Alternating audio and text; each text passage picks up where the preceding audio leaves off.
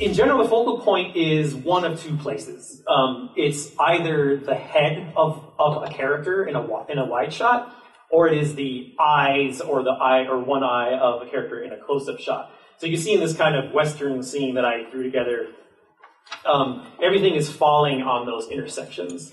So even as we get into a little bit different camera angles, his head is landing right there. Typically, these top two focal points get a lot more attention than these bottom two.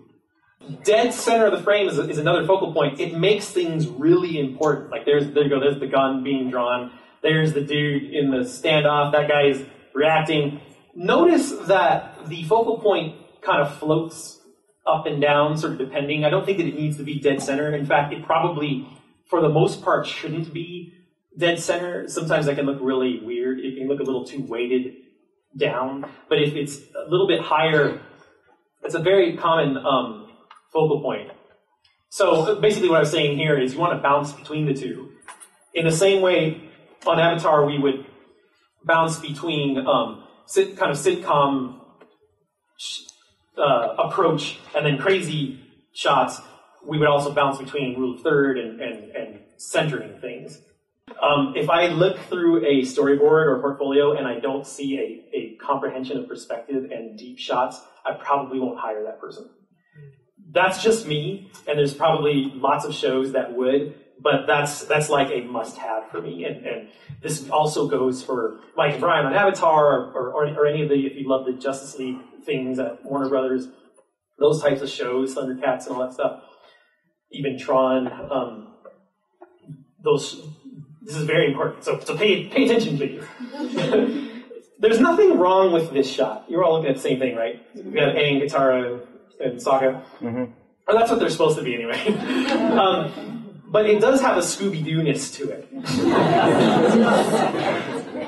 And I would never say that you'll never see shots composed like this in Avatar, because it does happen. But look at what happens if we just swing the camera right around. Look at how deep the shot gets. Avatar, and even Korra to like an nth degree, lives off of this type of composition. I feel like Korra has even pushed it another level, so they're surpassing us all. Exaggerated acting versus subtle acting. What happens a lot in a lot of Disney films, and I'm not dissing Disney because I love Disney, but this is a very cliche acting thing. Are you out of your mind? People rarely do this in real life, except for animators. Kind of, or extra gesticulative, is that a word? So one of the things that we wanted on Green Lantern was a lot more natural acting, and it's something that I've carried over from even Clone Wars and Avatar, and even King of the Hill. So a subtle suggestion I can make for keeping your acting not over the top is it's all in the eyes and the head tilts. But if you just do these subtle, like, I don't know, I was thinking that we should do that, but it just kind of is hard to do. See how I'm just these subtle look down and subtle look like that? So those are head tilts. You'd be surprised how far that can get you in your acting. It seems like not enough when you're doing it, but it's much closer to how people actually act. The other thing that I want to talk about is just eye darts and looking around the room. One of the things that we all do naturally as human beings is we kind of scan things as we talk.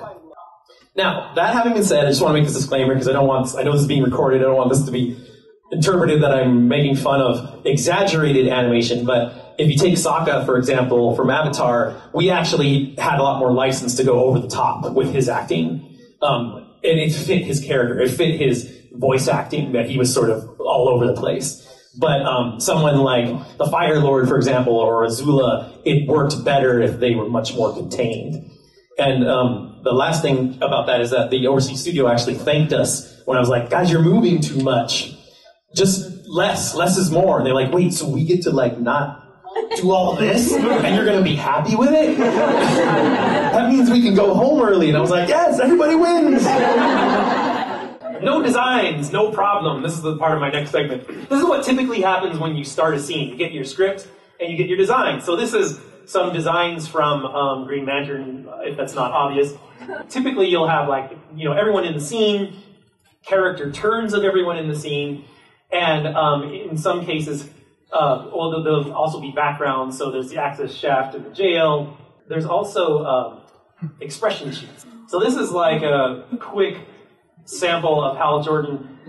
We did this before they rigged the character. So this is a little bit CG talk, but you need to sort of figure out what are the extremes in terms of rigging the character.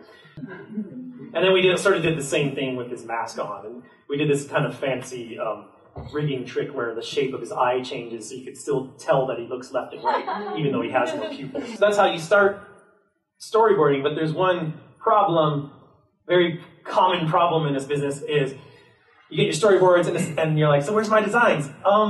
We didn't get to that yet. Or we're really behind. I mean, this happens a lot. It happens a lot on Avatar, and I understand it's happening on Korra as well. Sometimes you just don't have the design. So what do? You can't be like, I can't do it. You're just going to have to pay me to sit around. That's not going to fly. They're going to still expect those boards done on that same due date. So what you have to do is fake it. So this is my little sidebar. I want to talk about, it's a little bit on topic when I mentioned my friend who burned himself out.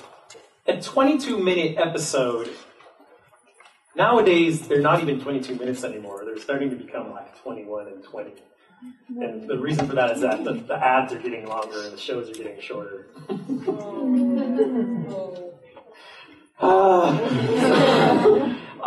But it will typically be about 30 script pages. I've seen this longer in my career, and I've seen it a little bit shorter, but it's like this is a good average. And so for an action show, that can be somewhere around 325 to, I would say, 500 shots, honestly. That's a good average. So how does that apply to you guys? Basically, typically in like a storyboarding assignment scenario, the show will get broken up into thirds, and there will be 3 storyboard artists. So you will be responsible for 7 minutes and 20 seconds of the episode.